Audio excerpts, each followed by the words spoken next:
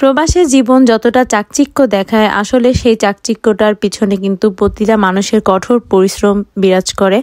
আর এই চাকচিক্যটা ধরে রাখার জন্য কিন্তু অনেক পরিশ্রম, অনেক ত্যাগ, অনেক মহিমা এর ভিতরে থাকে। আর এই চাকচিক্য কিন্তু ধরে রাখাটা অনেক বেশি কষ্টকর। আর তাছাড়া আমরা যারা নতুন প্রবাসে আসছি তাদের জন্য কিন্তু একটা বিশাল স্ট্রাগল থাকে। আর সেই স্ট্রাগলের মধ্য দিয়ে বলতে পারি আলহামদুলিল্লাহ এখন এই মুহূর্তে ভালো আছি। আর প্রথম আসার পরে সবারই একটা ফ্রাস্ট্রেশন কাজ করে।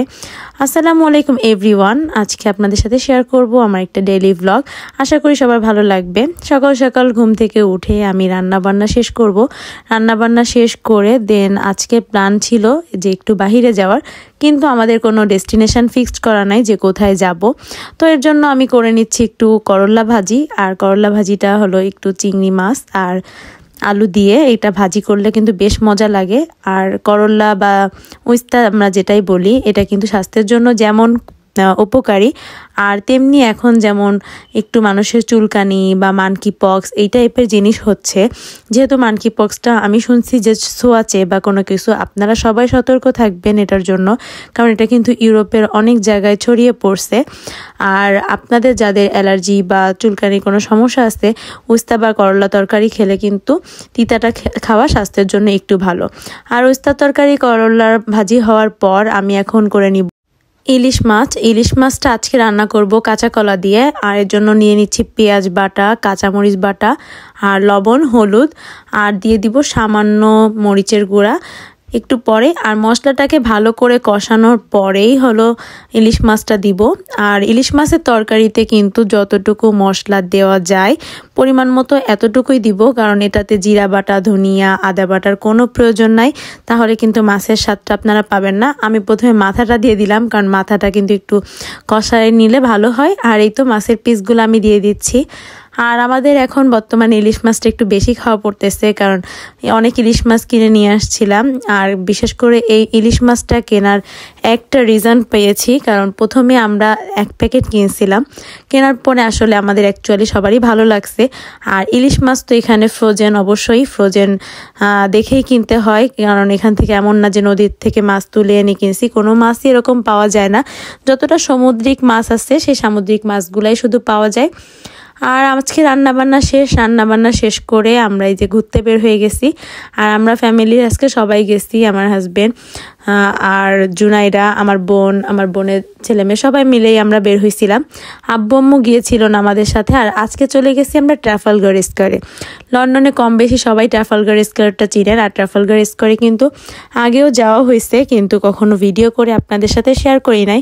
আর সত্য কথা বলতে এগুলা হলো আমাদের এখন মানে জবে যাওয়ার ক্ষেত্রে বা বাসে আসার ক্ষেত্রে যদি বাসে যাই বা ট্রেন ছাড়া, মেট্রোতে ছাড়া যদি যাওয়া হয়, এগুলো হলো আমাদের নর্মালি চলাফেরার রাস্তা, যাওয়া আসার রাস্তা। সবসময় যাওয়া হয়, কিন্তু সবসময় কিন্তু ভিডিও করে আপনাদেরকে উপস্থাপনা করা হয় নাই কখনো। আর আমি এইভাবে করে তেমন আগে ঘুরতে যাওয়ার সময়ও পেতাম না, কারণ আমাদের আগের লাইফটা, আমি যেহেতু 1.5 বছর ধরে লন্ডনে আছি, তো লন্ডনে আসার পরে লাইফটা খুবই স্ট্রাগল ছিল। মানে সব কিছু একটু ম্যানেজ করে একটা দেশের থেকে আর একটা দেশ, এমন না যে একটা জেলার থেকে একটা জেলায় গেছি, এমন হলে তো একটা কথাই ছিল। কিন্তু এটা একটা দেশের থেকে আর একটা দেশে আমি নিজেকে মুভ করছি। সেখানে আমার বাসা, দেন আমার ভার্সিটি, আমার জব, ফ্যামিলি, বাসার হাউসওয়াইফ, মানে আমি সব কিছু মিলে আমি ভিডিওটা কন্টিনিউ কখনোই করতে পারিনি, ইভেন দো এখনও করতে পারিও না। কারণ দেখবেন সবাই, আমি কিন্তু অনেক দিন পর পর ভিডিও দিই বা 1-1.5 দিন পর পর ভিডিও দিই, কারণ অনেক সময় হয় কি ভিডিও ক্লিপ করা থাকে বা কোনো কিছু হয়তো এডিটিংয়ের সময় পাই না, রান্না বান্না থাকে, কাজকর্ম থাকে, অনেক অনেক সমস্যা থাকে এখানে। সো এখনও সেরকম মানে রেগুলার হতে পারি নাই। আর এই তো আমাদের বাবুরা খেলাধুলা করতেছিল, একটা কবুতরের পেছনে ওরা 3-4 জন দৌড়াচ্ছিল। আর ওদের এই খেলাধুলার জন্যই আসলে আমরা হলিডেতে একটু বের হই ওদের নিয়ে, যদি ওদের স্কুল বন্ধ থাকে। আর এটা কিন্তু ছিল কানাডার হাই কমিশনারের অফিস। আর কানাডার হাই কমিশনের অফিসটা বেশ বড় ছিল, আর এই রাস্তাটা বেশ নিশ্চুপ এবং কোয়াইট ছিল। তো ট্রাফালগার স্কোয়ার থেকে পিকাডিলি সার্কাস একদমই দূর না, আর ট্রাফালগার স্কোয়ার থেকে পিকাডিলি সার্কাস হেঁটে যেতে মাত্র 3 থেকে 4 মিনিট লাগে যদি আপনি জোর কদমে বা জোর পায়ে হেঁটে যান।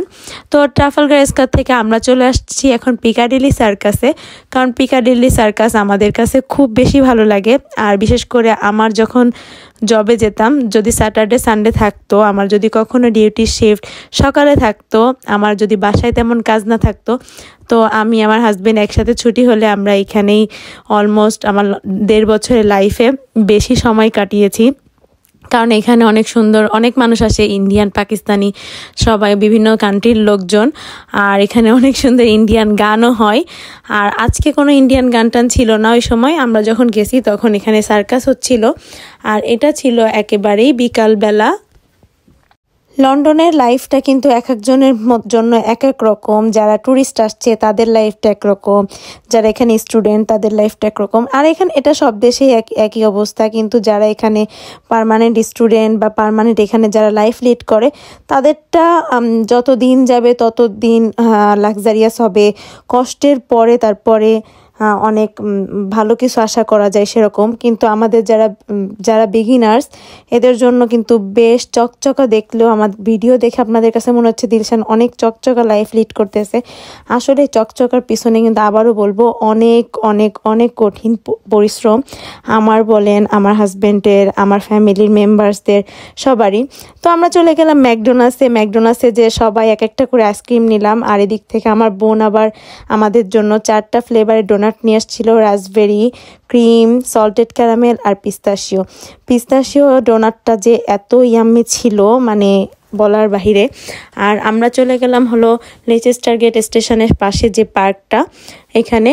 আর আজকে যাওয়ার পরে এখানে পরানটা ডুকডুক ডুকডুক করতেছিল, কারণ লন্ডন কিন্তু যতটা সেফ মনে হয় সবার কাছে অতটা সেফও না। কারণ এখানে কিন্তু আজকে একটা ঘটনা ঘটছে, আমি আর ওখানে ভিডিওটা করি নাই। একটা মা আর মেয়েকে মেরে ফেলা হয়েছে। তো আমরা যেখানে বসা ছিলাম এখান থেকে জাস্ট 1 মিনিট আগে।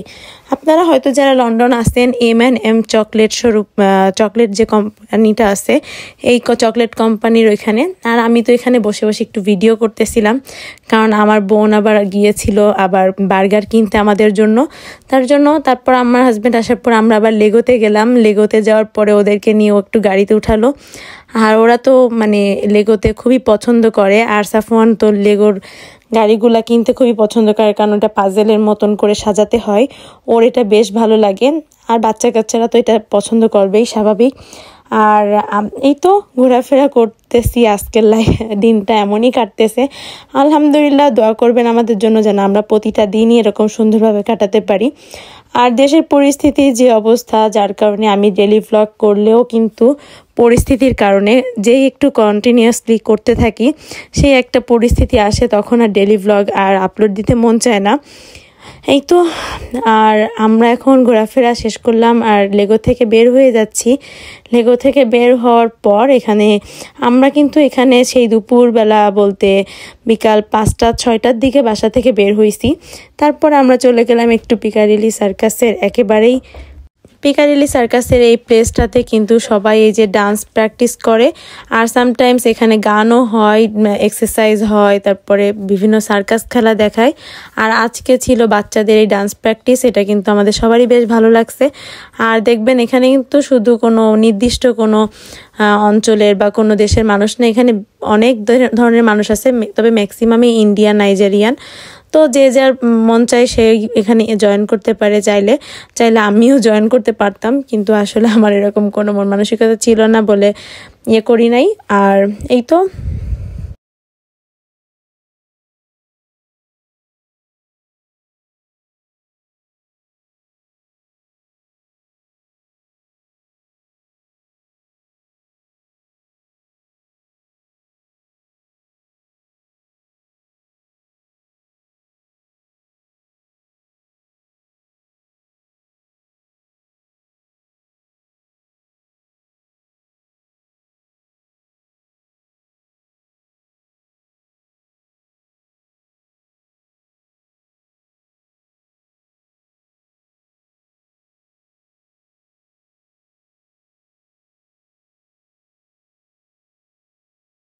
আর এখন চলে যাব বাসায়। বাসায় যাওয়ার পরেই হলো রান্না বান্না আছে কিছু একটু। আর বাসায় যাওয়ার পরে আজকে রাতের জন্য করে নিচ্ছি পাস্তা। পাস্তাটা একদম গরম পানি যখন বয়েল হবে তখন হলো পাস্তাটাকে সিদ্ধ করে নিব। আর পাস্তাটা তৈরি করব বাটার দিয়ে। প্রথমে আমি এক টুকরা বাটার মেল্ট করে নিচ্ছিলাম। আর এটা কিন্তু একেবারে ইটালিয়ান স্টাইলে করব পাস্তাটা, কারণ ইটালিয়ান স্টাইলের এই পাস্তাটা করতে খেতে কিন্তু খুবই ভালো লাগে। আর এটা কিন্তু বাটার দিয়ে করলে যেমন স্মেলটা সুন্দর আসে। আপনারা চাইলে কুকিং অয়েল বা অলিভ অয়েল দিয়েও করতে পারেন, তবে আমার মনে হয় বাটার দিয়ে করলে বেশি ভালো লাগে। তবে যাদের গ্যাস্ট্রিকের প্রবলেম তারা এই জিনিসগুলো একটু অ্যাভয়েড করবেন। আর এখানে আমি আজকে ইউজ করব চিলি ফ্লেক্স। আর আমি একটু চাচ্ছি স্পাইসি খেতে, যদিও ইটালিয়ানরা স্পাইসি অতটা পছন্দ করে না। আর এখানে আমি ইউজ করব আজকে টমেটো অ্যান্ড মাস্কারপোনের একটা পেস্ট। এটা কিন্তু আমি বাসায় করি নাই, আমি এই যে দেখতে পাচ্ছেন যে কৌটাটা, এটা আমি সুপার শপ থেকে কিনে নিয়ে আসছি। আর আপনারা চাইলে এটার বিভিন্ন ফ্লেভার আছে, বিভিন্ন আছে, টমেটো অ্যান্ড বাসিলের আছে। তো আমি আনছিলাম টমেটো অ্যান্ড মাস্কারপোনের যেটা এটা। তো আমরা যেমন মশলা কষাই কোনো তরকারি করার আগে, এই মাস্কারপোনের টমেটো আর এই চিলি ফ্লেক্স আর বাটারের এই মিশ্রণটা বাটারের সাথে একটু মানে কষিয়ে নেব। কষিয়ে নেওয়ার পর একটু দিয়ে দিব পারমিজানো চিজ। আর পারমিজানো চিজটা হলো আমি আগে থেকে গ্রেনেড করে রাখছিলাম। আর পারমিজানো চিজটা দিলে জাস্ট একটু ক্রিমি হবে। আর এরপরে দিয়ে দিব আমার বয়েল করা যে পাস্তাটুকু আছে সেই পাস্তাগুলো। কিন্তু আমার কাছে মনে হচ্ছিল মাস্কারপোনের পরিমাণটা একটু কম হয়ে গেছে সসটা, তো এই জন্য আমি আর একটু পরিমাণ মতন সসও দিয়ে নিলাম এটার সাথে, কারণ এটা শুকনা কিন্তু অতটা বেশি ভালো লাগে না, জুসি লাগে না। আর পরিমাণে মনে হচ্ছিল পাস্তা বেশি সস কম, তার জন্য একটু পরিমাণে আবার দিয়ে নিলাম। তারপরে আমি সিদ্ধ করা পাস্তাগুলো ঢেলে নিচ্ছি। আর এটা নাড়াচাড়া করতে করতেই পাস্তাটা হয়ে যাবে। পাস্তাটা কিন্তু বাচ্চাদের জন্য বা বড়দের জন্য সবার জন্যই কিন্তু খুবই স্বাস্থ্যকর, যদি আপনি স্বাস্থ্যকর উপায়ে রান্না করেন আর ওয়েল কুকড করে নেন। আর আমাদের কিন্তু 10 মিনিটস লাগছে পাস্তাটা সিদ্ধ হতে। যদি আপনাদের আরও বেশি সিদ্ধ বা আরও বেশি সফট দরকার হয় তাহলে আপনারা এর থেকে বেশিক্ষণ সফট করতে পারেন। আর উপরে দিয়ে দিব একটু আবারও পারমিজানো চিজ। আর লাস্টে একেবারে যখন নামাবো তখন আবার একটু পারমিজানো চিজ দিয়ে দিব। এই চিজটা কিন্তু এখন এই পাস্তাটার সাথে মেল্ট হয়ে যাবে। চিজের যে সাদা অংশটা এটা কিন্তু আর দেখা যাবে না। যখন আমি প্লেটে পরিবেশন করব তখন আবার চিজ দিয়ে দিলে তখন সেটা দেখা যাবে সাদা। আর আমার যেহেতু আজকে মন চাচ্ছিল খুবই স্পাইসি খেতে, আমি একটু বেশি করে চিলি ফ্লেক্স অ্যাড করছিলাম। আর এই তো আমি একদম ইয়াম্মি পাস্তা তৈরি করে ফেলছি। আমার এরকম পাস্তা খেতে সবারই ভালো লাগে, আর বাসার সবাই খুব পছন্দ করছিল।